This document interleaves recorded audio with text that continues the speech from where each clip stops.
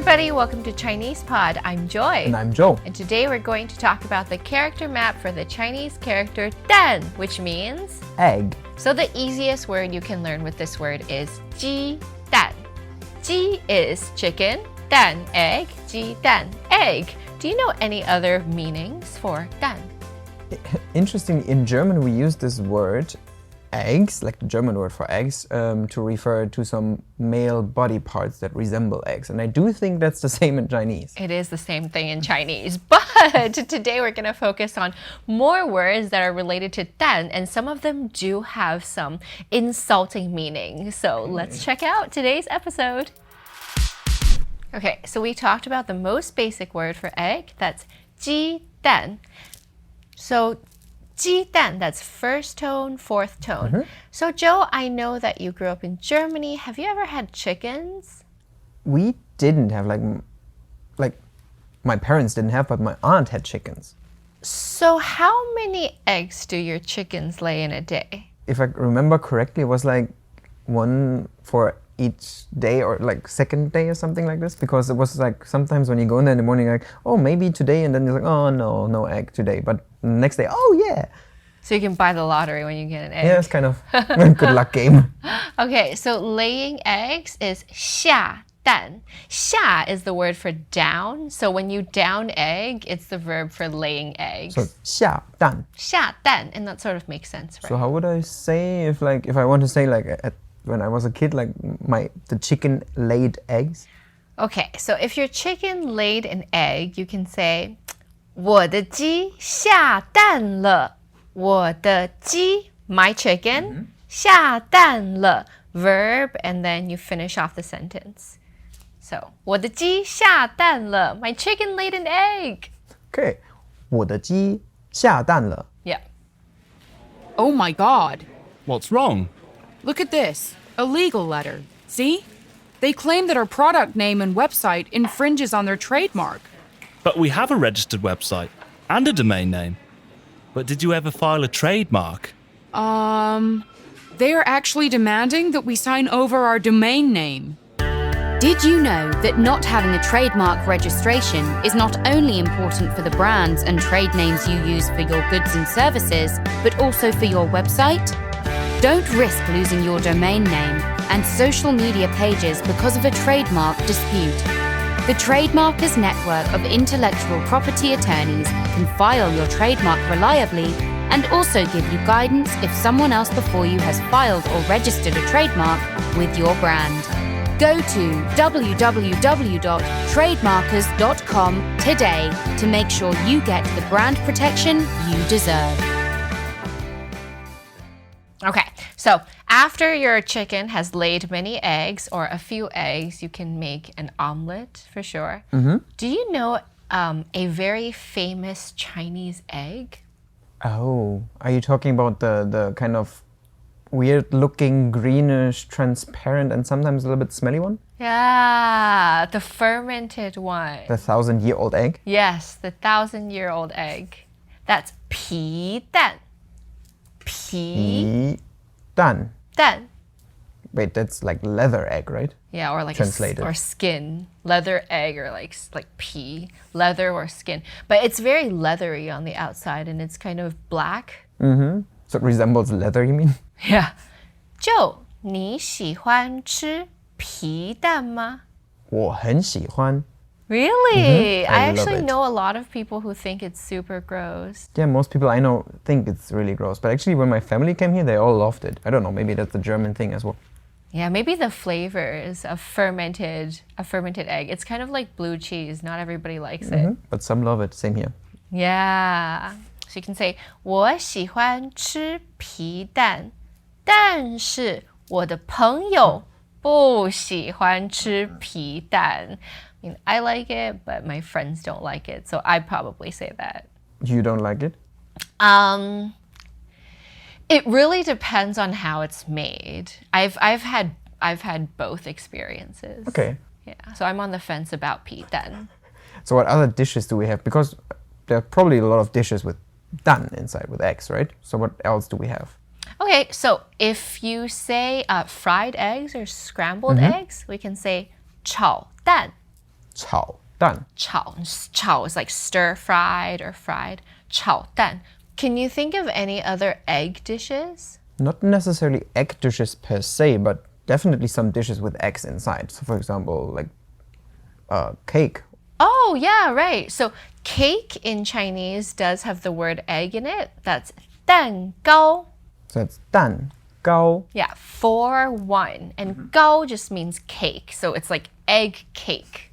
So cake.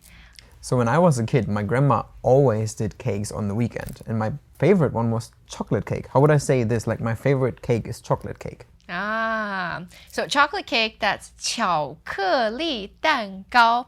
巧克力 is, as you can probably tell, translated from the English chocolate. So you can say 我最喜欢吃巧克力蛋糕.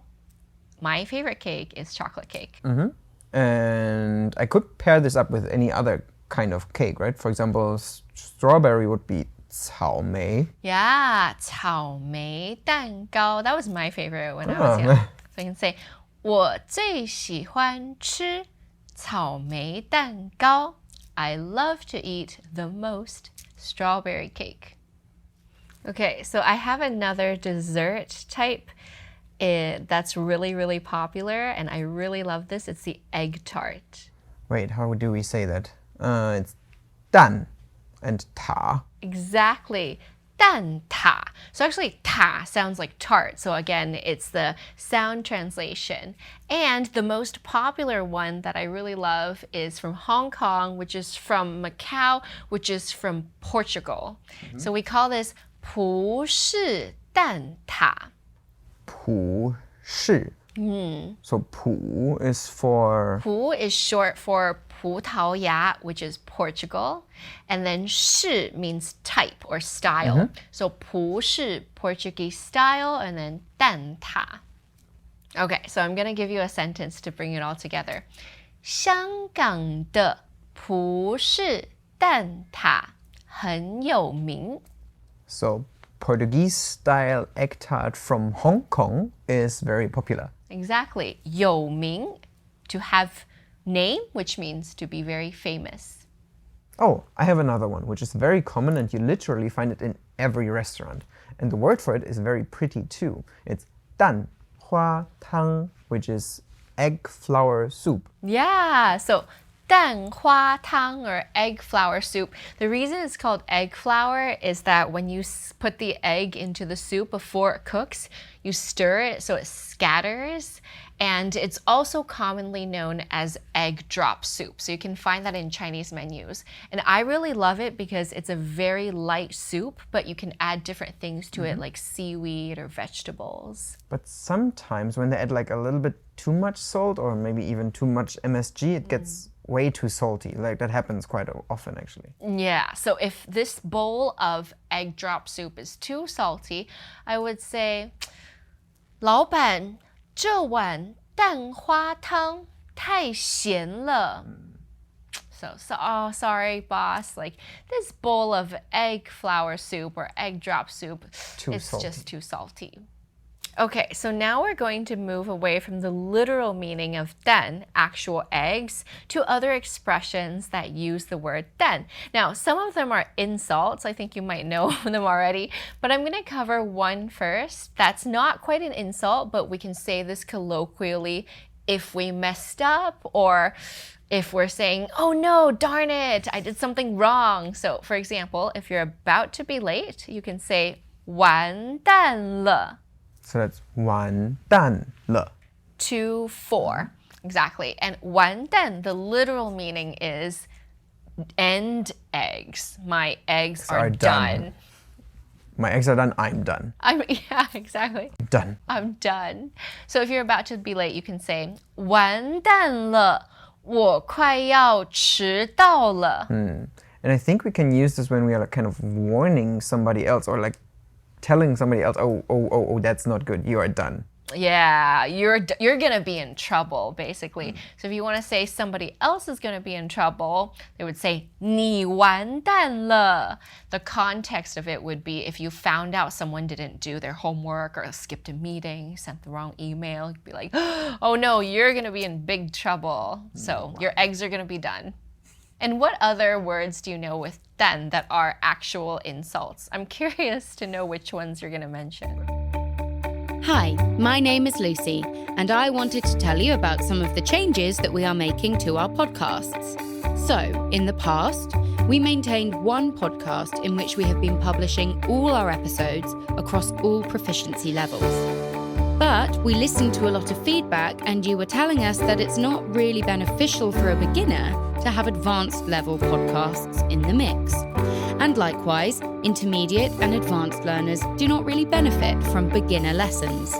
Therefore, this August, we will split our feeds in separate feeds: Chinese Pod Newbie, Chinese Pod Beginners, Chinese Pod Intermediate, and a Chinese Pod Advanced, which will be in Chinese only with no English. So, why am I telling you that? It is because if you are subscribed to this feed, you will suddenly see podcasts ending. And that won't be because Chinese Pod is no longer publishing those, but because you need to pick your specific feed. For any more information, or if you have any feedback on our podcasts, we welcome you to visit ChinesePod.com/podcasts. But I think there's like some actually that can be insults or that can be kind of meant cute, right? Depending on your tone and how you say it. For example, like an idiot or a fool would be 笨蛋. Oh, okay. 笨蛋.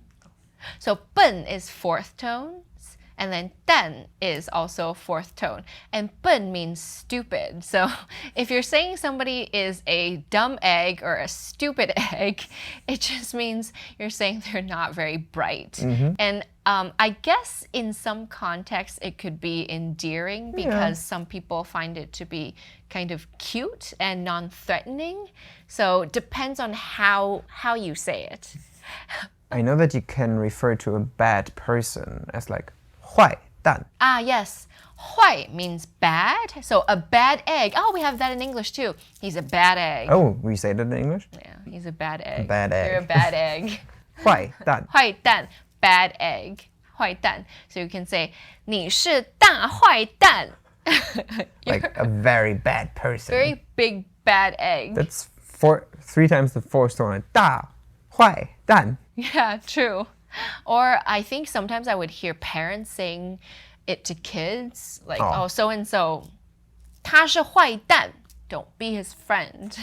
It's kind of, these words sometimes you use in a either mocking way or sort of not so serious way, or kind of like talking to a child sort of way. It's not very serious. Okay, any other word you would like to add to the category of insults? I think there is one that you should at least passively know, just to know when somebody insults you. Like a very bad one. I actually thought it was cute in the beginning, but apparently it is not. What was it? Like it has 3, like something with king. I know which one you're going to say. Okay, so this word is 王八蛋. Wang is the word for, it's like the last name Wang. Wang. Okay, ba is the character for 8. Wang ba dan. So this literally translates into the word for describing somebody who was born out of wedlock, which in English, you know, is also not a nice word. Okay, I'm gonna make a sentence using this word. 那个王八蛋撞了我的车. Okay, so here, if you're in an accident, then of course you have a right to be angry, right? So this was like that bastard hit my car. If you hear somebody say it very angrily, and this will happen, you know, if you're running into an accident on the street, you see a very angry person yelling at somebody else, this is something that you will probably hear and maybe try not to say. Yeah, and just get out of their way. If somebody says that to you, just go away. Yeah. Okay, so those are a list of a few different insults using the word egg. So today in our character mind map, we talked about words that all have the character dan inside. And the most original word we had here was the word for egg, like a chicken egg.